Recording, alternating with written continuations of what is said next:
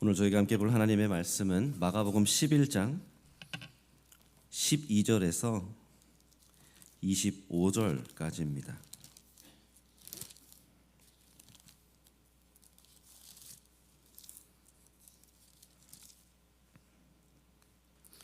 마가복음 11장 12절에서 25절까지입니다. 본문이 좀 깁니다. 그래서 가능하신 분들은 자리에서 일어나셔서 함께 말씀 봉독하고, 가능하지 않으시면 괜찮습니다. 우리 하나님을 경외하는 마음으로 한 절씩 교독하고 우리 25절은 합독합니다. 제가 먼저 읽겠습니다. 이튿날 그들이 베다니에서 나왔을 때에 예수께서 시장하신지라.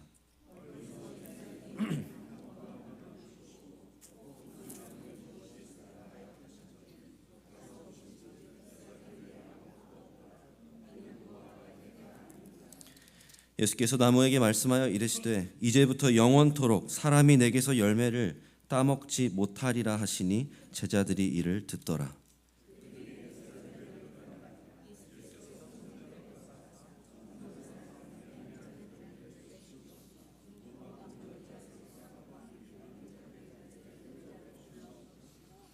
아무나 물건을 가지고 성전 안으로 지나다님을 허락하지 아니하시고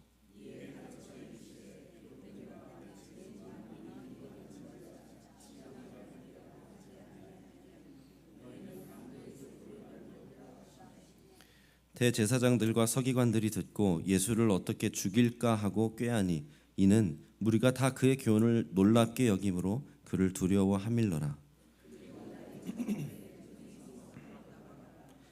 그들이 아침에 지나갈 때 무화과 나무가 뿌리째 마른 것을 보고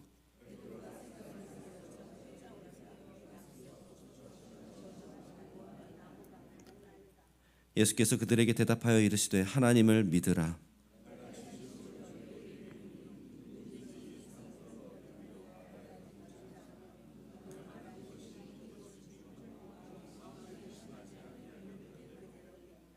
그러므로 내가 너희에게 말하노니 무엇이든지 기도하고 구하는 것은 받은 줄로 믿으라.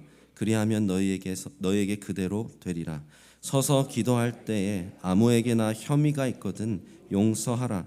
그리하여야 하늘에 계신 너희 아버지께서도 너희 허물을 사하여 주시리라 하시니라. 아멘. 자리에 앉으시면 되겠습니다. 와와를 아십니까? 와와. 주유소죠. 가스스테이션입니다. 그 와와 안에서 파는 샌드위치가 있다는 것을 아십니까?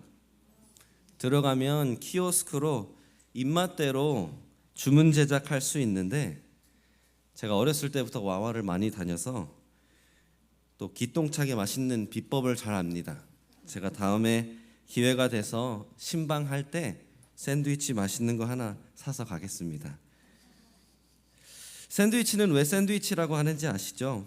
빵과 빵 사이에 아삭한 야채가 되었든 짭조름한 고기가 되었든 풍미를 더하는 소스가 그 중간 안에 들어가 있기 때문입니다. 모든 샌드위치는 그래서 빵과 빵이 있지만 그 샌드위치를 이탈리안 샌드위치 아니면은 로스트 비프 샌드위치로 각각 구별해 주는 것은 무엇이죠? 중간에 들어가 있는 재료입니다. 이 다음 슬라이드를 잠깐 보여주시면 오늘 본문의 구조가 이렇습니다. 12절에서 14절 무화과 나무에 대해서 기록하고 15절에서 19절 성전에 대해서 말씀해 주시고 또다시 20절에서 이제 25절까지 무화과 나무에 대해서 말씀하십니다. 샌드위치 기법이다 라고 생각하시면 됩니다. 무화과 나무가 빵이라면 중간에 있는 성전이 고기입니다. 한 샌드위치이기 때문에 서로가 서로를 해석하게 해주지만 이 본문의 핵심은 예수님이 찾으시는 열매가 없는 성전입니다. 슬라이드가 또 있을 텐데요. 오늘 본문 전체의 한 문장 요약은 이렇게 할 수 있습니다. 예수님은 열매를 찾으십니다. 그러니 하나님을 믿으십시오. 예수님은 열매를 찾으십니다. 그러니 하나님을 믿으십시오. 그리고 이 본문의 구조에 따라서 오늘 본문을 다음 슬라이드 2포인트로 이렇게 나누어 볼 수 있습니다. 12절에서 21절 열매가 없는 성전, 그리고 22절에서 25절 열매를 맺게 하는 믿음. 제가 주보에는 다 드렸지만 사실 오늘은 이 첫 번째 포인트 열매가 없는 성전에 대해서만 보려고 합니다. 오해가 좀 있는 본문이기도 하고 사실 유심히 살펴보아야 할 것들이 있어서 그렇습니다. 사랑하는 성도 여러분, 말씀을 미리 읽어 오셨으면 느끼셨겠지만 오늘 말씀 참 무겁습니다. 제가 우리 성도님들 사랑하는 거 잘 아시죠? 모르시면 더 잘 아실 수 있도록 제가 앞으로 더 노력하겠습니다. 제가 이 강단에서 이 무거운 말씀들을 피하지 않고 전하는 이유는 우리 성도님들을 사랑하기 때문입니다.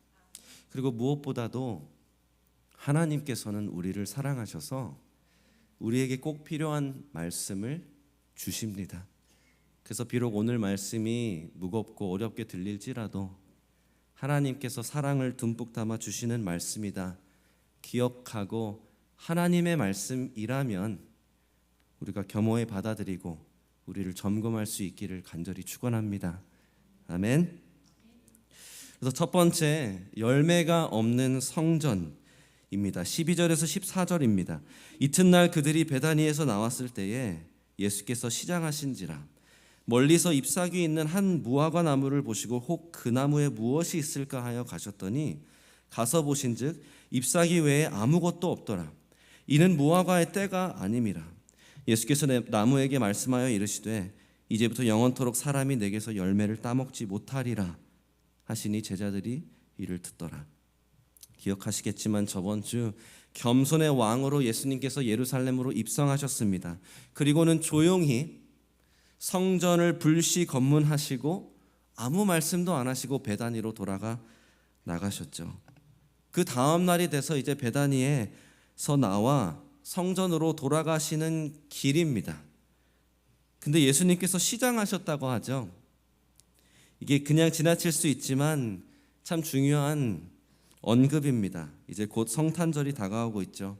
2000년 전 성육신하사 동정녀 마리아에게 나신 예수님은 하나님이시자 인간이 돼서 오신 것입니다. 크리스마스는 엄청나게 중요한 사건입니다. 완전히 하나님이신 예수님이 또한 완전히 사람이 되신 것이죠. 사람이시니까 배가 고프신 겁니다. 근데 언뜻 보면 오늘 본문이 참 오해하기 쉽죠. 아니 아무리 배가 고프시다 해도 왜 무화과 나무 열매가 없다고 이렇게 저주를 해버리실까? 그것도 이제부터 영원토록 열매를 따먹지 못하리라 이렇게까지 할 일일까요? 심지어 13절에 마가가 굳이 무화과의 때 철도 아닌데 이건 뭐 마치 사실 예수님을 믿지 않는 많은 사람들이 이 본문을 보고 예수님은 마치 먹고 싶은 거 못 먹었다고 갖고 싶은 거 못 가졌다고 화를 주체하지 못하고 떼쓰는 텐트럼을 부리는 어린아이 같다 라고까지 말합니다. 어떻게 생각하시나요? 네, 사랑하는 성도 여러분, 오해하지 마십시오. 예수님은 광야에서 40일 금식도 하셨습니다. 돌을 떡으로 바꾸라는 그 사탄의 유혹 충분히 하실 수 있지만 하지 않으셨습니다. 고작 배가 고프셔서 지금 복수하시는 게 아닙니다. 그렇다면 예수님은 왜 이 무화과 나무를 저주하셨을까요? 슬라이드가 또 있을 텐데요. 두 가지 이유가 있습니다. 첫 번째는 지금 이 나무가 너무 위선적이기 때문에 그렇습니다. 이 나무가 위선적이기 때문에 그렇습니다. 이렇게 생각해 보십시오. 모처럼 한국에 간다고 미국에 있는 먼 타지에서 자녀의 손주의 힘을 빌려서까지 맛집을 다 찾아보셨어요.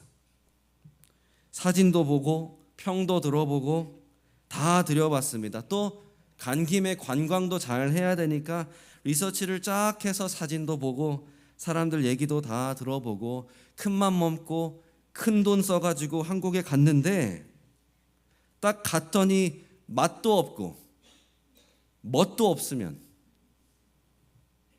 어떠시겠습니까? 실망을 넘어서 속은 것 같고 화가 나겠죠. 예수님께서 멀리에서 이 무화과 나무의 풍성한 잎사귀를 보시고 이 무화과 나무를 찾아가신 이유가 있습니다. 기억하십니까? 예수님께서 6월절에 맞춰서 예루살렘에 가셨습니다. 그 말은 4월 초중순쯤에 가셨다라는 말인데 무화과는 6월부터 열매를 맺기 시작합니다. 그래서 맞습니다. 아직 무화과 나무 때가 철이 아닙니다. 그런데 무화과 나무는 풍성한 잎사귀가 있으면 열매가 있다는 말입니다. 여기 사진이 있을 텐데요. 무화과 나무는 사실 열매를 2번 맺는다라는 사실을 아십니까? 잎사귀가 풍성히 생기기 전에 브레바라고 합니다. 저 사진에 보이다시피 잎사귀가 남과 동시에 브레바라는 초열매가 먼저 같이 맺히기 시작합니다. 그것도 철보다 30일에서 빠르면 45일 전부터 열매가 맺기 시작합니다. 물론 녹색이고 막 익었을 때만큼 달달하지는 않습니다. 그리고 나서 시간이 지나 잎사귀도 풍성해지고 하면 그때 이제 무화과가 그 달달한 무화과가 주렁주렁 열리게 되는 겁니다. 멀리서도 풍성한 잎사귀를 볼 수 있을 만큼 이 나무가 풍성했으면 최소한 브레바는 있었어야 되고 아니면 잘 익은 무화과가 맺어져 있어야 됩니다. 그런데 그 화려한 겉모습에도 불구하고 다가가 보니까 있어야 하는 열매가 없는 겁니다. 속은 거죠. 말만 번지르르 하지만 실속이 없을 때 우린 그것을 위선이라고 합니다. 잎사귀를 풍성하게 보여주는데 열매는 정작 안 주면 그것은 이 나무의 위선입니다. 기억해 주십시오. 두 번째, 왜 예수님이 이 나무를 저주하셨나 보면 이 저주 자체가 심판의 상징이기 때문에 그렇습니다. 사실 이 무화과는 구약 성경에서 보면 이스라엘을 상징적으로 나타냅니다. 제가 호세아서 9장 10절을 준비해 놨는데요. 이렇게 나와 있습니다. 옛적에 내가 이스라엘을 만나기를 광야에서 포도를 만남같이 하였으며 저희 조상들을 보기를 무화과 나무에서 처음 맺힌 첫 열매를 봄같이 하였거늘. 제가 주보에도 드렸지만 구약 성경에서 무화과는 이스라엘의 상징이었습니다. 무엇보다도 이 무화과가 없다, 찾아갔는데 열매가 없다라는 것은 이스라엘을 향한 하나님의 심판이 있을 것이다라는 예언이기도 했습니다. 그래서 예레미야 8장 13절에 보면 하나님께서 여호와께서 이렇게 말씀하시죠. 여호와의 말씀이니라 내가 그들을 진멸하리니 포도나무에 포도가 없을 것이며 무화과 나무에 무화과가 없을 것이며 그 잎사귀가 마를 것이라. 자, 이제 본문으로 다시 돌아와서 14절을 보십시오. 예수님께서 이제부터 영원토록 사람이 내게서 열매를 따먹지 못하리라 말씀하십니다. 그리고 이제 본문을 건너뛰어서 20절에서 21절을 보십시오. 성전에서 일어난 모든 일이 일어나고 그 다음 날 지나가면서 보니까 무화과 나무가 뿌리째 마른 것을 보고 베드로가 생각이 나서 여짜오되 라비여 보소서 저주하신 무화과 나무가 말랐나이다. 무화과 나무에 열매가 없어 저주하신 것, 이스라엘을 향한 하나님의 심판이 다가오고 있다라는 그 상징적인 행동이었던 것입니다. 사랑하는 성도 여러분, 예수님은 배가 고프신 시장하신 사람이면서도 예수님은 이스라엘을 심판하러 오신 하나님이십니다. 풍성한 잎사귀가 겉모습이 아무리 화려해도 예수님은 열매가 없으면 치십니다. 그리고 이제 이 상징적인 장면, 무화과 나무를 통해서 무엇을 가리킨다 말씀드렸죠? 바로 성전입니다. 그래서 이제 15절에서 17절을 볼 수 있습니다. 그들이 예루살렘에 들어가니라. 예수께서 성전에 들어가서 성전 안에서 매매하는 자들을 내쫓으시며 돈 바꾸는 자들의 상과 비둘기 파는 자들의 의자를 둘러 엎으시며 아무나 물건을 가지고 성전 안으로 지나다님을 허락하지 아니하시고 이에 가르쳐 이르시되 기록된 바 내 집은 만민이 기도하는 집이라 칭함을 받으리라고 하지 아니하였느냐. 너희는 강도의 소굴을 만들었도다. 제가 저번 주에도 인용하고 보여드렸던 말씀입니다. 지금 마가는, 아니 예수님께서는 당신이 성전을 심판하러 오신 주님이시다, 주 하나님이시다 말하고 있는 것입니다. 슬라이드가 있을 텐데요. 너희가 구하는 바 주가 갑자기 그의 성전에 임하시리니 그가 임하시는 날을 누가 능히 당하며 그가 나타나는 때에 누가 능히 서리요. 5절 내가 심판하러 너희에게 임할 것이라. 근데 예수님께서 이제 이게 중요합니다. 예수님께서 이 성전을 보시고 무엇을 보셔서 심판하십니까? 한마디로 요약하면 이것입니다. 슬라이드가 있을 텐데요. 다음 슬라이드입니다. 죽어버린 예배입니다. 죽은 예배입니다. 성전은 하나님의 거룩하신 임재, 그 하나님의 영광 앞에 제사를 드리며 예배하는 곳이었습니다. 그것도 죄인이기 때문에 제사를 먼저 드려 그 피로 죄사함을 받아야만 했던 그러한 자리입니다. 그래서 구약의 율법에는 어떻게 어떠한 제사로 어떤 동물로 어떠한 방식으로 죄사함을 받아야 되는지 구체적으로 기록하고 있죠. 그래서 모든 유대인들은 상황과 본인의 능력에 따라서 소가 되었든 양이 되었든 비둘기가 되었든 흠이 없는 동물을 가지고 와야 했습니다.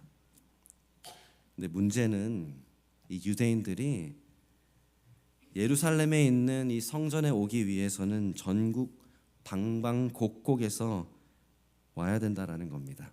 사진이 또 있을 텐데요.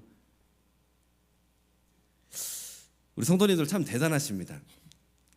자녀들 어렸을 때, 그리고 지금도 우리 손주들 막 교회 데리고 오시려고 할 때 어떠신가요?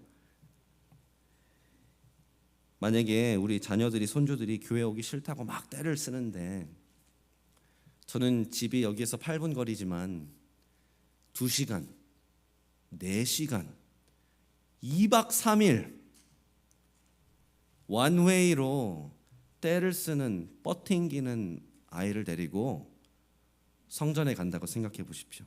얼마나 생각만 해도 어렵습니까? 근데 그게 소 한 마리였다.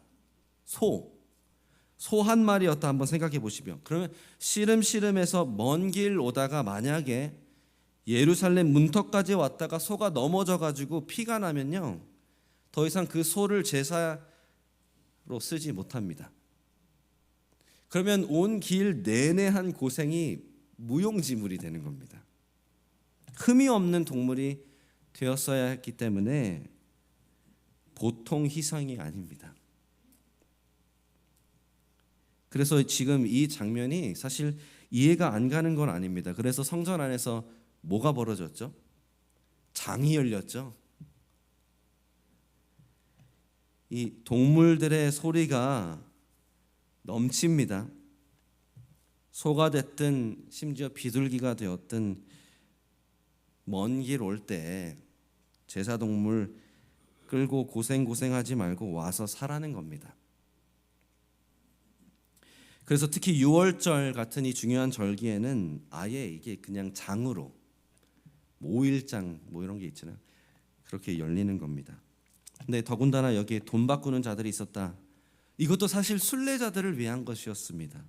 출애굽기 30장에 보면 하나님께서 20세 이상의 모든 유대인 남자는 성전 세금을 내게 하십니다. 근데 이 당시 동전에는 누구의 얼굴이 새겨져 있죠? 로마 황제의 얼굴이 새겨져 있습니다. 그래서 이것을 유대인들은 우상 숭배로 여겼습니다. 그래서 성전 세금을 낼 때는 로마나 이방 동전을 사용하지를 못합니다. 그래서 환전소를 성전 안에 차려준 겁니다. 여행 갈 때 믿을 만한 환율로 거래해주는 그 거래소 찾는 게 보통 일이 아닌 거 아시죠? 자칫 잘못하면은 가짜 돈 아니면 비싸게 주고 조금 받는 그런 일들이 발생합니다. 보십시오. 순례자들을 위해서 성전 세금과 제사까지 드릴 수 있게 해준 겁니다. 하나님께서 말씀하신 그대로 예배 제사 드릴 수 있도록 다 세팅을 해준 겁니다. 근데 예수님께서 어떻게 하시죠? 뒤집어 엎어버리십니다. 다 내쫓아 버리십니다. 왜 그럴까요? 풍성한 잎사귀가 중요한 게 아닙니다. 겉모습이 중요한 게 아니기 때문에 그렇습니다. 제가 이렇게 한번 질문해 드리겠습니다. 사랑하는 성도 여러분, 예배는 누구에게 드립니까? 거룩하신 하나님의 이름을 거룩히 여기는 영광의 하나님께 모든 영광을 올려드리는 게 예배입니다. 그러면 예배는 누구 중심이어야 합니까? 하나님 중심이죠. 앞으로 계속 들으시겠지만 예배는 지극히 하나님 중심입니다. 예배가 나를 위해 존재하는 것이 아니라 예배가 내가 하나님을 위해 존재하는 것입니다. 잘 생각해 보십시오. 그래서 예배를 드릴 때 내가 좋아하는 찬양이어서 열심히 부르고 내가 안 좋아하는 찬양이면은 기다리는 게 아닙니다. 그 찬양의 고백이 하나님의 위대하심을 선포한다면 하나님이 찬양받아 마땅하시기 때문에 찬양하는 겁니다. 하나님의 말씀 읽고 듣고 기도할 때 녹여내고 내가 동의하면 듣고 내 마음이 불편하면 안 듣는 게 아니라 나에게 필요한 말씀, 나에게 감동을 주는 말씀인가 내가 기준이 되는 게 아니라 하나님의 말씀이면 내가 필요한 말씀인 겁니다. 하나님의 말씀이기 때문에 들어야 되는 겁니다. 예배는 지극히 하나님 중심인 것입니다. 근데 이게 왜 중요하냐면 사랑하는 성도 여러분, 우리의 예배가 지극히 하나님 중심일 때 우리의 모든 시선이 하나님께 고정이 될 수밖에 없는 예배를 드릴 때 그때 우리는 하나님을 믿는 믿음 때문에 하나님이 주시는 은혜를 받는 겁니다. 근데 이 순서가 중요한 겁니다. 이 중심이 중요한 겁니다. 예배는 나를 위해 있는 게 아닙니다. 예배는 하나님을 위해 있는 것입니다. 그게 나를 위한 겁니다. 이 성전에 지금 어떤 모습이 있습니까? 겉모습으로는 사람이 너무 많습니다. 율법의 요구대로 하려는 겁니다. 근데 순례자들의 편리, 그 편리 때문에 최선의 예배가 아닌 최소의 예배가 되는 겁니다. 오늘날로 말하면 이런 겁니다. 부담 없이 간편하게 시간 되면 드리는 예배. 내 귀한 주말 계획, 오전 오후 시간 일정 누가 되지 않는 예배. 시간도 에너지도 물질도 희생 하나 요구되지 않는 예배. 사랑하는 성도 여러분, 최선의 예배가 아닌 최소의 예배가 되는 이유는 어느 순간 하나님 중심의 예배가 아닌 나 중심의 예배로 전락해 버릴 때 예배도 전락하는 겁니다. 이 나 중심의 모습이 순례자들의 입장에서는 편리였다면 제사장들과 지도자들의 입장에서는 탐욕이었습니다. 15절에 성전 안에서라고 나와 있죠. 이 장터가 성전 안에서 열릴 수 있는 유일한 이유는 이 제사장들과 관리자들, 지도자들이 그들의 권위로 승인을 내줬기 때문입니다. 근데 사랑하는 성도 여러분, 사무엘이 섬겼던 구약 성경의 엘리 제사장만 봐도, 그 가정만 보아도 우리가 알 수 있는 사실이 뭐죠? 제사장들이 탐욕의 눈이 멀어서 양들은 굶어 죽어가는데 본인들은 배불러 뚱뚱해집니다. 이 당시의 역사 문건들을 보아도 알 수 있는 사실은 이 장터가 열려서 장사에서 나오는 수수료로 이득을 본 사람들 가장 먼저가 지도자들이었습니다. 그래서 하나님께서는 구약 성경에 거듭 보시고 싶으시면 에스겔 34장에 포악한 목자들이 배를 불렸음에 대해서 하나님께서 심판을 말씀하십니다. 그래서 참고로 디모데전서 3장에 저와 우리 박상현 목사님의 목사 되는 자격 조건 중에 하나가 그래서 돈을 사랑하면 안 된다는 겁니다. 모든 사람들이 동일하지만 저희 목회자들이 본을 보이기 위해서 돈을 사랑하면 안 되는 겁니다. 근데 이들의 탐욕이 단순히 그 재물에 대한 탐욕이었다기보다는 본인들의 지위와 하나님의 백성이다라는 그 교만에 대한 탐욕이었습니다. 무슨 말이냐면 이 성전 안에서라고 할 때는 사실 지금 이방인의 뜰, 성전은 이 점점 점차 커지는 이 동그라미처럼 가장 안에 그리고 그 밖에 섹션이 나눠져 있었습니다. 그 가장 밖에 있던 데가 이방인의 뜰이라는 곳입니다. 제한되었지만 먼 발치에서라도 이방인들이 유일하게 이스라엘의 하나님을 찾아와 기도할 수 있도록 그들에게 주어진 공간이었습니다. 그들은 그 이상으로 나아갈 수가 없기 때문에 그 이방인의 뜰에서만 있을 수 있었습니다. 한번 이렇게 생각해 보십시오. 장애인 주차구역에 스티커도 없이 주차한 차를 보면, 그러면서 차에서 내렸는데 사지 멀쩡한 사람이면 그 모습을 본 우리는 어떤 생각이 듭니까? 화가 나죠. 장애인들이 필요해서 정작 장애인들이 써야 될 때 못 쓰면 어떡합니까? 성전 안에 이방인들의 뜰이 유일하게 이방인들이 하나님께 기도할 수 있는 그 공간으로 하나님께서 제정해 주셨는데 지금 어떤 장면입니까? 동물들의 울음소리와 배변 냄새와 소리치는 상인들과 순례자들 사이에서 어떤 사람이 하나님을 찾을 수 있겠습니까? 불가능한 겁니다. 근데 그만큼 이방인들을 멸시했다는 겁니다. 사랑하는 성도 여러분, 그래서 예수님이 다 뒤집어 버리신 겁니다. 16절 말씀에 사람들 아무 물건도 가지고 안으로 지나다니지 못하게 하셨다. 아무 물건도 못 가지고 가시게 하셨다라는 것은 아예 성전을 폐쇄, 멈춰버렸다는 겁니다. 우리 사고 났을 때 기억하시죠? 그 문 앞에다 우리가 스티커 붙여놨습니다. 들어오지 마십시오. 왜요? 빨간 딱지가 붙었기 때문에 우리가 사용할 수도 들어갈 수도 없었습니다. 지금 불시 검문하신 예수님이 이 광경을 보시고 빨간 딱지 붙이신 겁니다.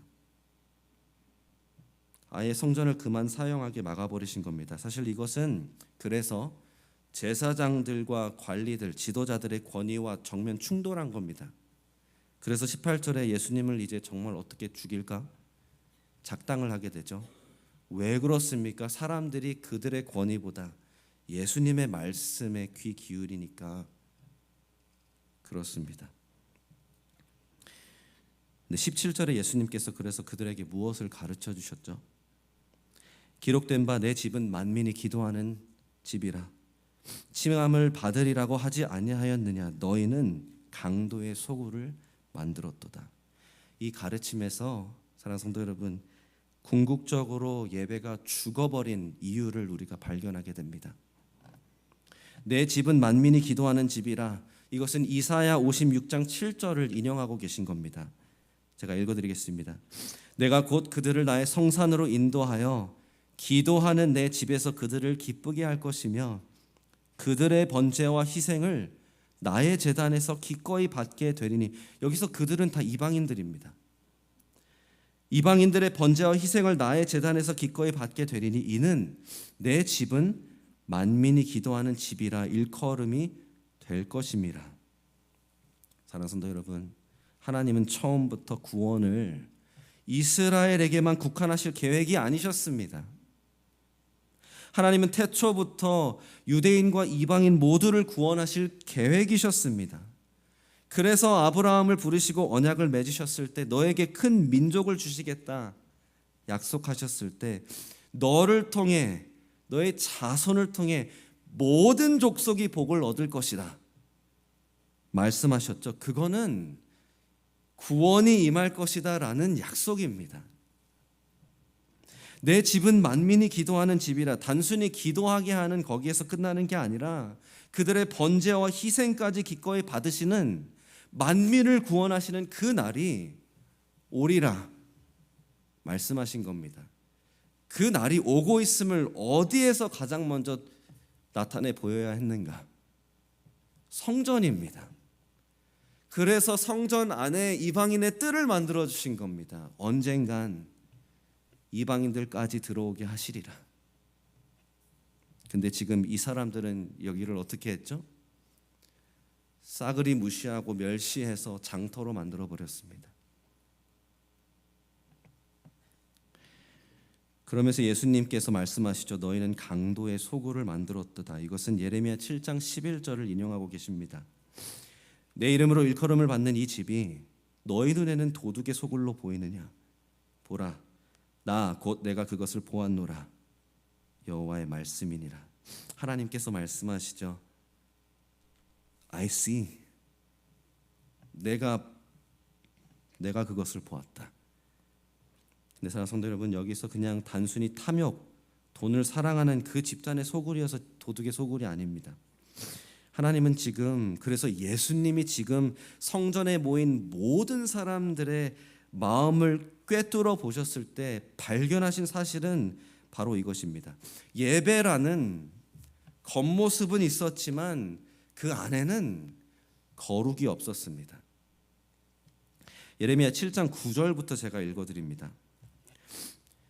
너희가 도둑질하며 살인하며 간음하며 거짓 맹세하며 바알에게 분향하며 너희가 알지 못하는 다른 신들을 따르면서 내 이름으로 일컬음을 받는 이 집에 들어와서 내 앞에 서서 말하기를 우리가 구원을 얻었나이다 하느냐?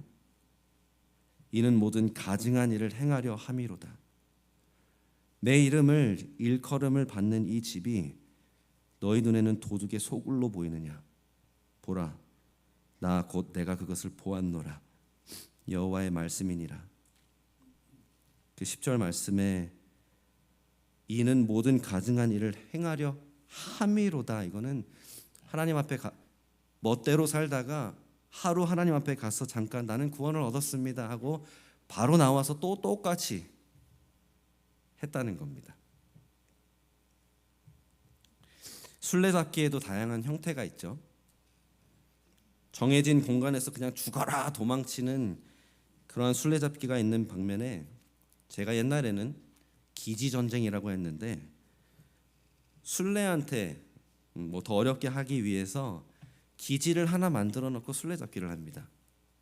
그럼 막 술래로부터 도망치다가 팀원 구해주려고 하다가 얼른 잡히기 전에 기지로 들어가면은 거기서는 터치를 못합니다. 도둑의 소굴이다라는 말은 그런 말입니다. 나가서 도둑질, 간음, 살인 다 하고 와서 도둑들이 들어와 안전하게 숨는 곳입니다. 지금 하나님께서 보시고 심판하시는 이스라엘의 모습은 무엇입니까? 지금 예수님께서 그래서 이 성전에서 보는 모습이 뭐라고 하십니까? 정작 매일 제멋대로 살다가 이날 잠깐 와서 내가 구원을 얻었습니다. 제사를 드리고 마치 나는 안전하다 생각하고 각자의 자리로 돌아가 똑같이 사는 그 모습 나는 다 본다. 슬라이드가 있을 텐데요. 죽은 예배는요, 거룩이 없는 예배입니다. 예배가 죽는 이유는 죄가 죽지 않기 때문입니다.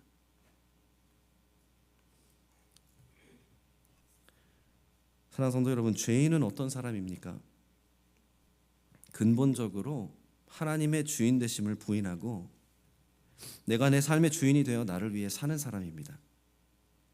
죄 때문에 우리는 지극히 자기 중심이 됩니다.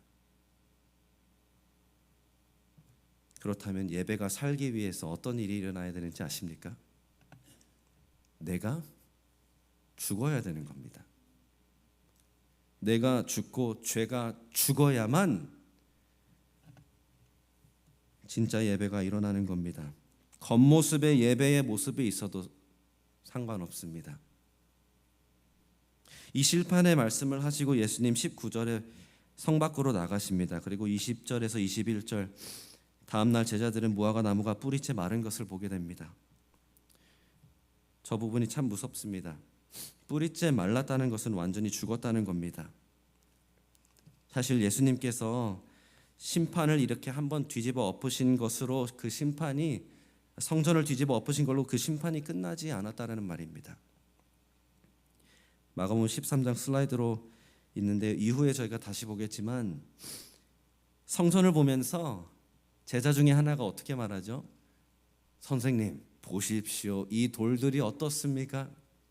이 건물들이 어떻습니까? 아름답고 으리으리하지 않습니까?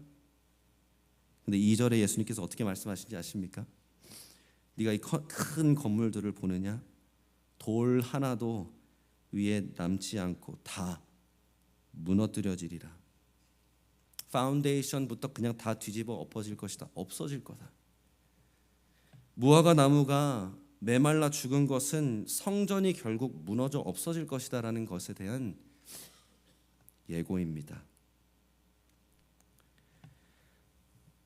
사랑하는 성도 여러분, 풍성한 잎사귀가 있어도 열매가 없으면 위선입니다. 겉모습이 중요한 것이 아닙니다. 하나님은 중심을 보시는 분이십니다. 그리고 사실 저희가 다 여기서 손가락질 할 수 있는 게 아니라 다 이 순례자들이었고 이 지도자들이었고 이 이방인들이 다 저희였습니다. 저희가 시들어버린 무화과 나무였고 저희가 무너져버린 성전이었습니다. 그것 아십니까? 하나님의 임재 앞에 나아가 구원을 얻었습니다. 결코 말할 수 없는 죄인, 하나님 앞에 아무것도 내세울 것이 없는 죄인이었습니다. 그래서 우리는 죽고 지옥에서 영원한 형벌을 마땅한 죄인이었습니다. 근데 참 놀라운 사실이 무엇인지 아십니까? 그래서 하나님이 당신의 아들 예수 그리스도를 보내신 겁니다. 모든 죄를 담당하사 십자가에 매달려 죽으시고 3일 만에 부활하셨습니다. 근데 그 예수님이 요한복음 2장에 보면 오늘 본문에 등장한 이 성전을 보면서 이렇게 말씀하십니다. 19절 있습니다. 예수께서 대답하여 이르시되 너희가 이 성전을 헐라 내가 사흘 동안에 일으키리라.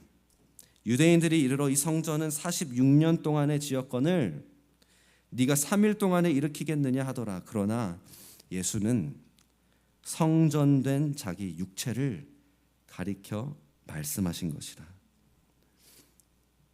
죄와 허물로 죽었던 우리 안에 성전이 완전히 무너져 있었을 그때에 저희가 구원을 얻을 수 있는 유일한 이유, 우리의 죽었던 예배가 살 수 있는 유일한 이유는 뭔지 아십니까?